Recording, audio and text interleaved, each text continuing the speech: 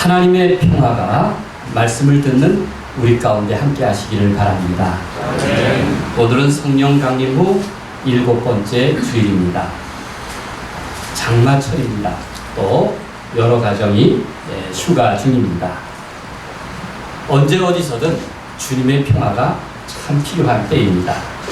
내 몸과 내 마음이, 또 온 가족과 내 자녀들이, 또 내 일터와 내 삶의 현장 속에 하나님이 주시는 평화로 채워주시기를 간절히 바랍니다. 지난 주일은 가족 수양회로 다녀왔습니다. 겨우 1박 2일 행사였는데 색동 카페 댓글을 보니까 7박 8일 수양회를 다녀온 것 같다고 그렇게 말하더군요. 여전히 후유증이 계속되고 있습니다. 좋은 후유증이니 반가운 일입니다.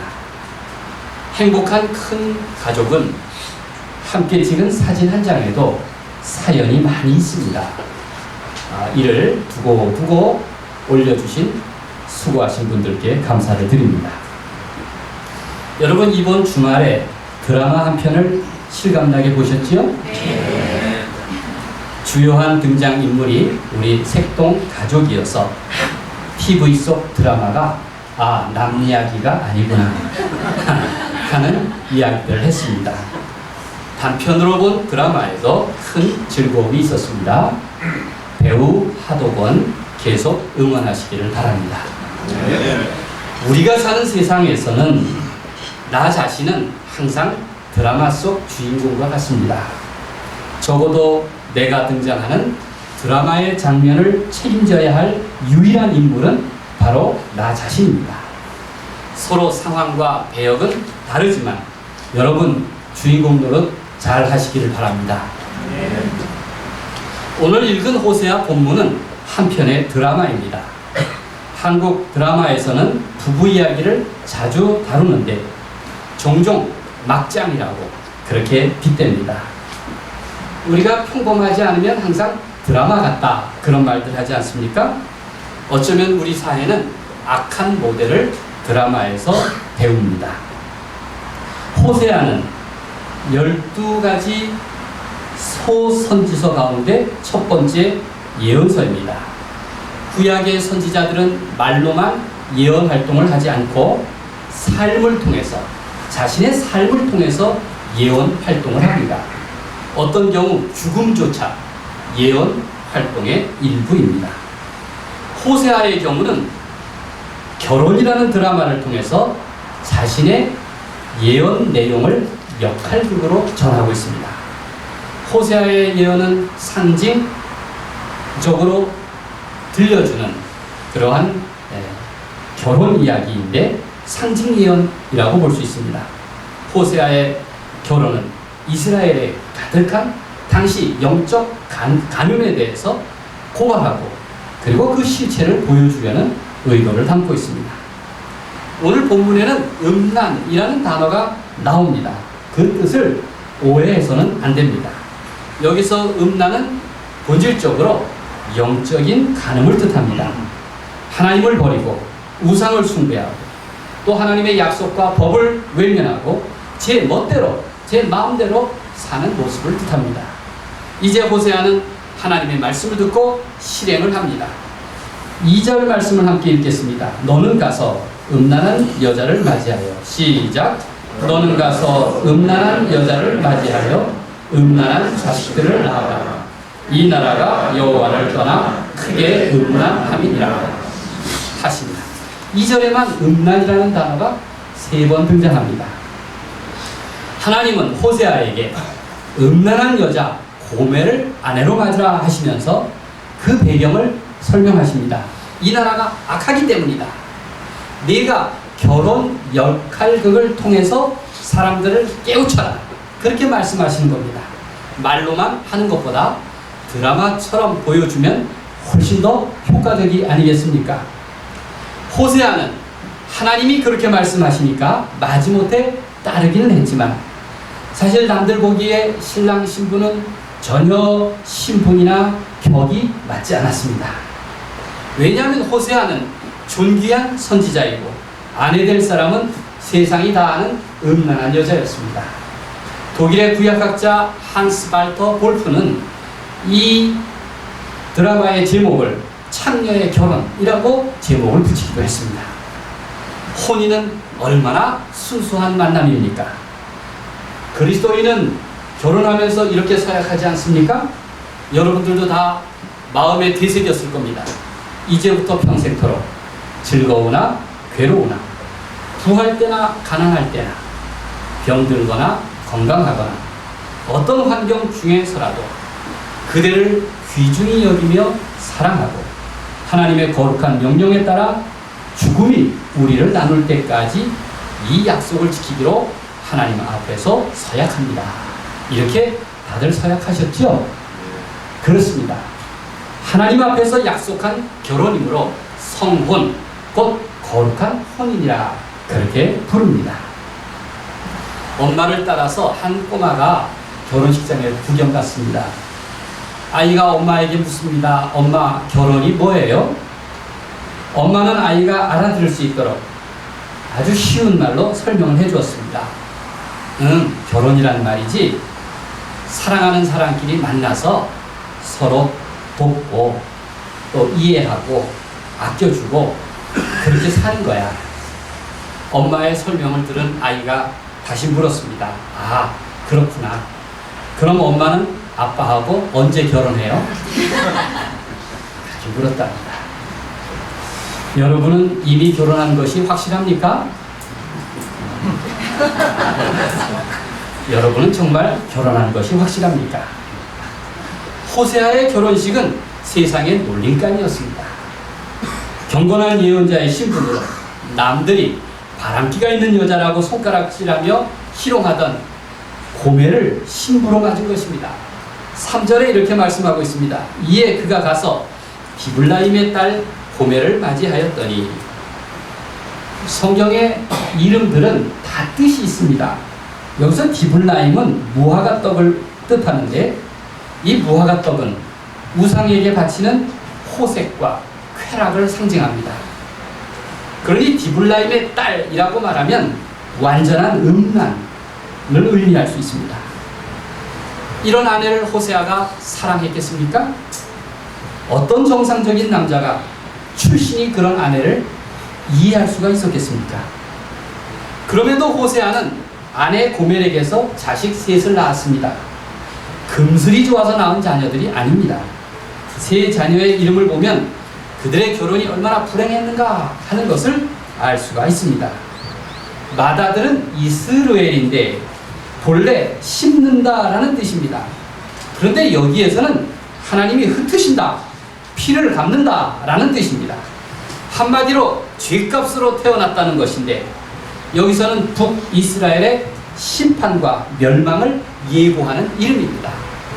북이스라엘은 하나님을 저버렸기 때문에 하나님께서 그들을 심판하고 멸망하시겠다는 것입니다.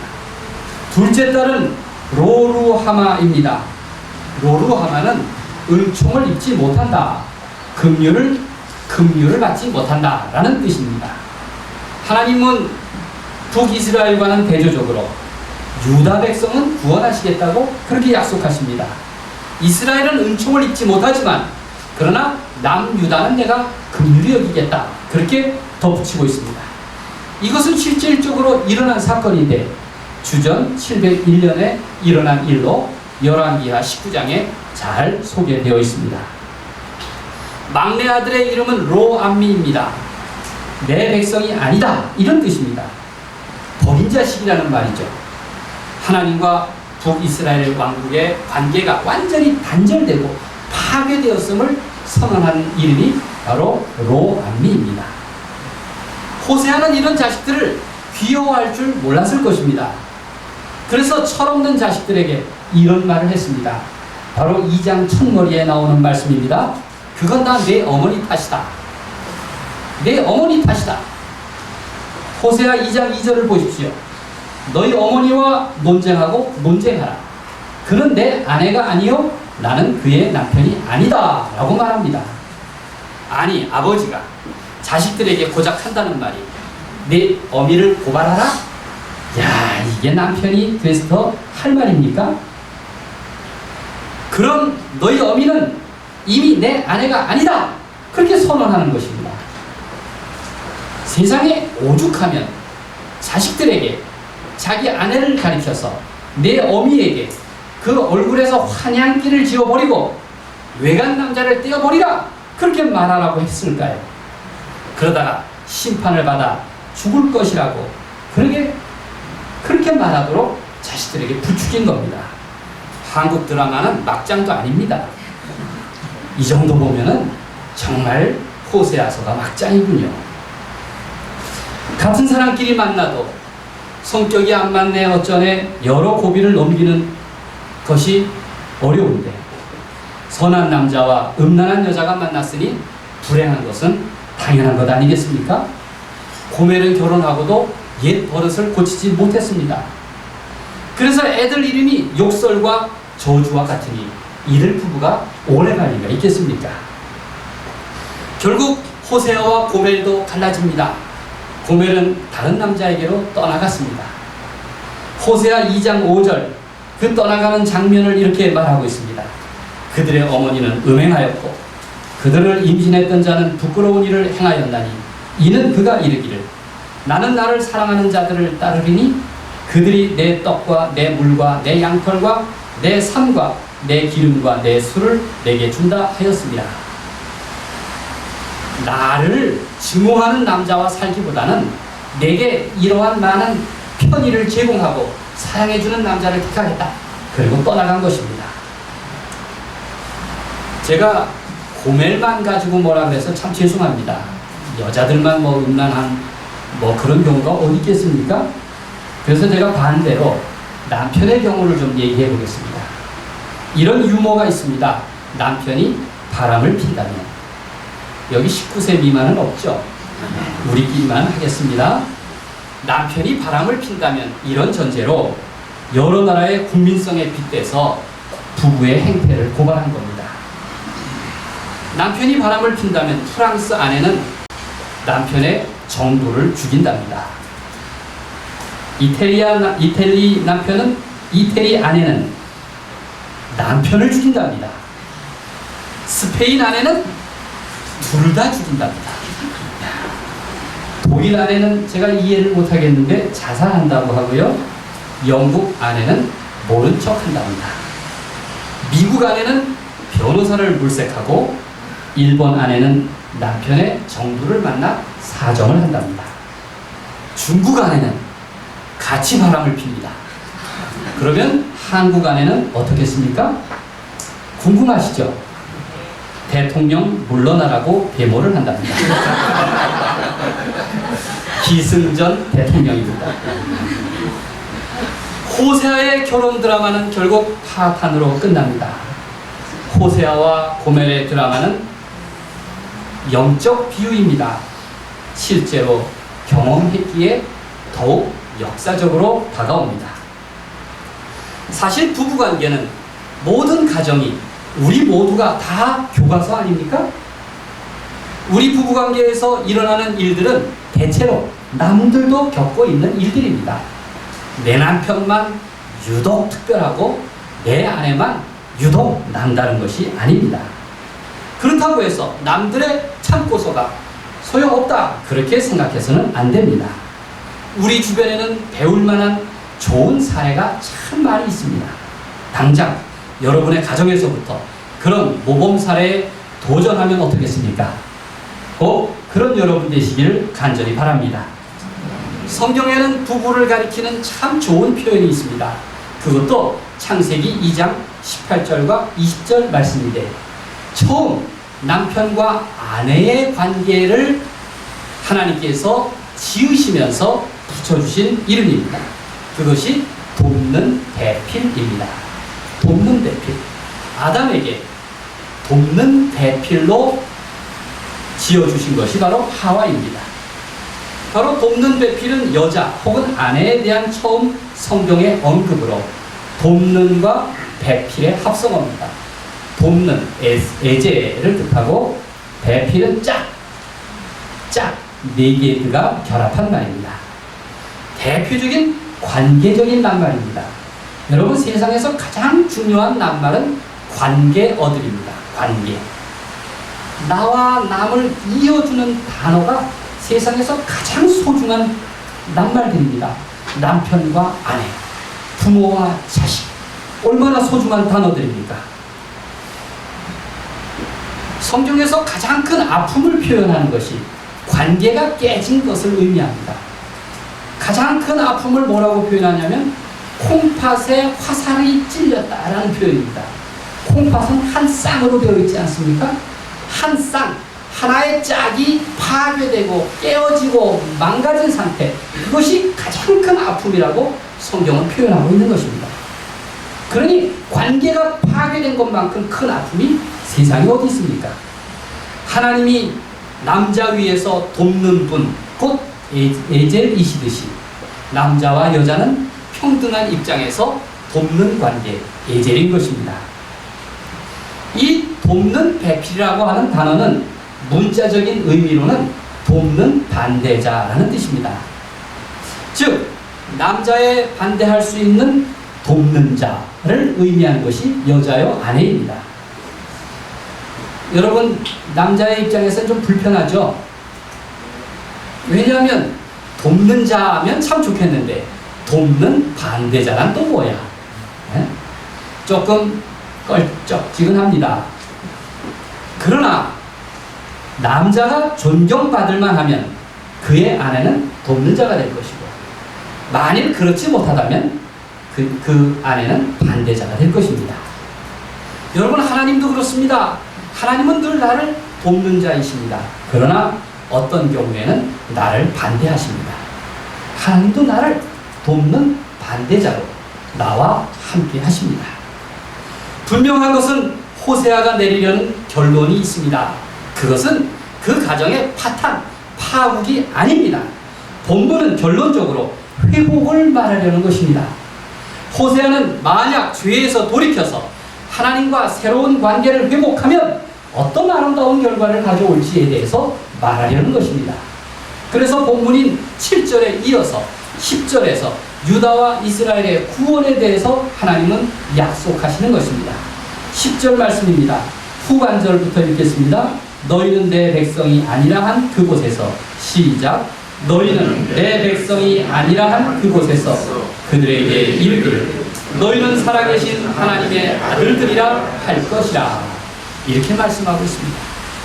너희는 내 백성이 아니라고 한 그곳에서 나는 너희의 살아계신 하나님의, 너희는 나의 아들이라고, 딸이라고 그렇게 약속해 주셨습니다.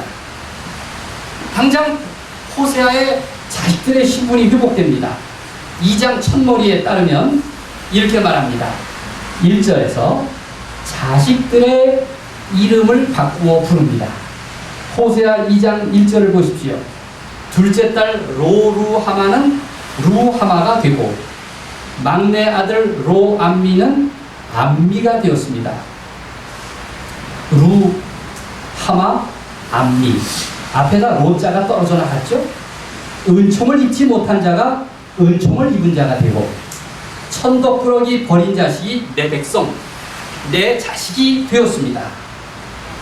그렇게 옛 이름이 떨어져 나가고 새 이름으로 달라졌습니다. 부정어 로가 떨어져 나간 것입니다. 여러분, 부부간에 다툼을 그치고 화해를 이루면 지옥 같던 며칠간의 집안도 천국으로 되지요. 여러분, 그런 거 경험하셨습니까? 전 종종 경험합니다. 지옥 같던 집안도 천국으로 바뀌는 경험들을 합니다. 모든 부정어들이 떨어져 나간 겁니다. 가정에서부터 에덴 동산이 됩니다. 자식들이 버린 자식 취급을 받다가 귀염둥이가 되는 것입니다. 선지자 호세아와 아내 고멜의 드라마에는 바로 하나님과 이스라엘의 관계가 담겨져 있습니다. 이스라엘은 출애굽 이후 광야 생활을 하면서 하나님과 첫사랑을 나눴습니다. 처음 출애굽 직후 광야에서 적응이 안 돼서 속 썩이는 일들도 많이 있었지만, 그러나 그들은 맨바닥에서 하나님을 사랑하려고 했습니다. 시내산에서 율법을 받았습니다. 광야에서 성막을 지었습니다. 가난하게 살 때 행복했습니다. 늘 하나님 한 분만을 의지했고 하나님만이 그들의 왕이 되셨습니다. 그런데 가나안 땅에 들어와서 먹고 살만하게 되자 그들은 가나안 땅에 온갖 우상을 섬겼습니다. 영적 간음을 저지른 것입니다. 법을 지키지 않았고 사회 정의가 땅에 떨어져 버렸습니다. 짓밟혔습니다. 그들은 허구한 날 절기를 지킨다, 제사를 지낸다고 했지만은 형식과 마음의 중심이 전혀 달랐던 위선적이었습니다. 거짓 예배에 불과했던 것입니다.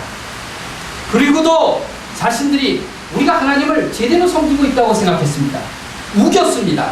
호세아는 그런 부적절한 행위에 대해서, 위선적인 행위에 대해서 하나님의 무서운 심판을 선고했던 것입니다. 그것이 바로 호세아가 증언하려고 했던 그 결혼 드라마를 통해서 고발하려고 했던 하나님과 이스라엘의 관계였습니다. 그러나 호세아는 정말 회복에 대해서 말하고자 합니다.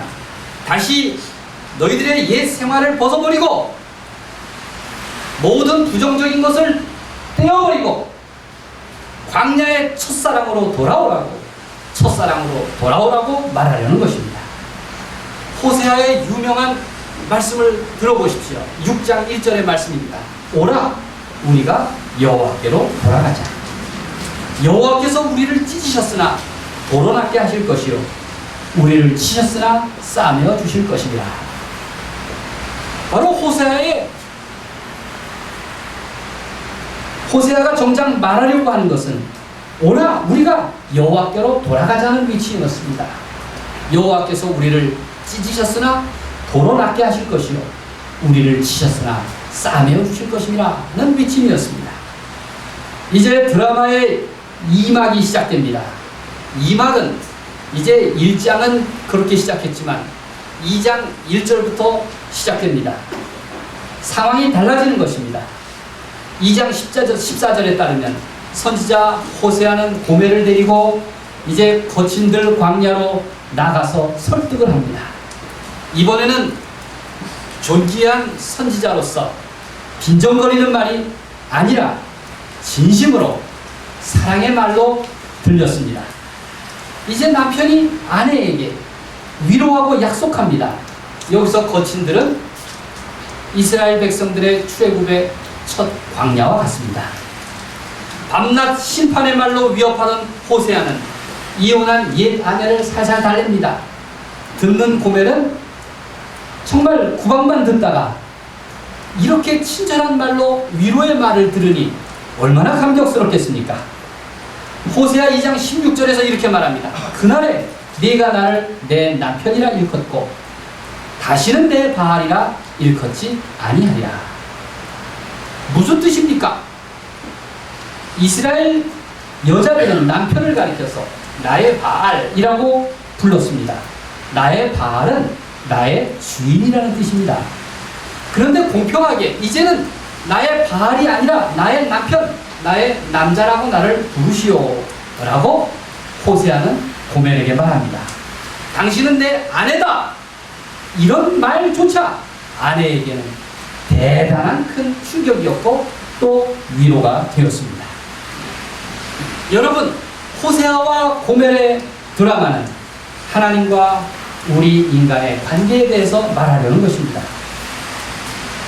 그것도 의로우신 하나님이 여전히 죄 가운데 머물러 있는 나를 찾아오신 놀라운 사건에 대해서 증언하고 있는 것입니다. 바로 우리에게 돌아오라고, 다시 내 마음을 돌이키라고, 남보다 위에 서려고 하지 말고 좀 공정해지라고, 화목하라고, 서로 좋은 관계로서 살아가라고, 그렇게 가정에 대한 비유를 통해서 말씀하시는 것입니다. 만약 고지고대로 하나님께서 우리를 심판하신다면 우리는 고멜보다 더 비참한 처지에 놓일지도 모를 일입니다. 세 자녀의 이름처럼 될지도 모를 일입니다. 오히려 그 정도의 심판이 더 가벼울 것입니다. 구약 예언서의 공통된 메시지가 무엇입니까? 하나님이 너를 심판하신다는 것입니다. 그러나 그 뒤에 반드시 하나님께서 약속하십니다. 만일 돌아오기만 하면 너를 구원하시고 회복시켜 주실 것이다. 그렇게 약속하십니다. 호세아 예언서의 주제는 한마디로 돌아오라입니다. 호세아 12장 6절은 이렇게 말합니다. 새 번역입니다. 그러니 너희는 하나님께로 돌아오너라. 하나님께로 돌아오너라. 사랑과 정의를 지키며 너희 하나님에게만 희망을 두고 살아라. 그렇게 말씀하십니다. 돌아오십시오. 나는 과연 하나님 앞에서 어떤 남편이고 또 어떤 아내입니까? 또 어떤 자녀요, 어떤 백성입니까? 우리는 날마다 하나님의 용서하심에 의지해서 살아가고 있지는 않습니까? 그러니 어서 하나님께로 돌아가야 합니다. 하나님의 은혜가 항상 행복한 가정을 위해 애쓰시는 여러분 위해 함께 하시기를 우리 주님의 이름으로 간절히 축원드립니다. 아멘. 기도하겠습니다.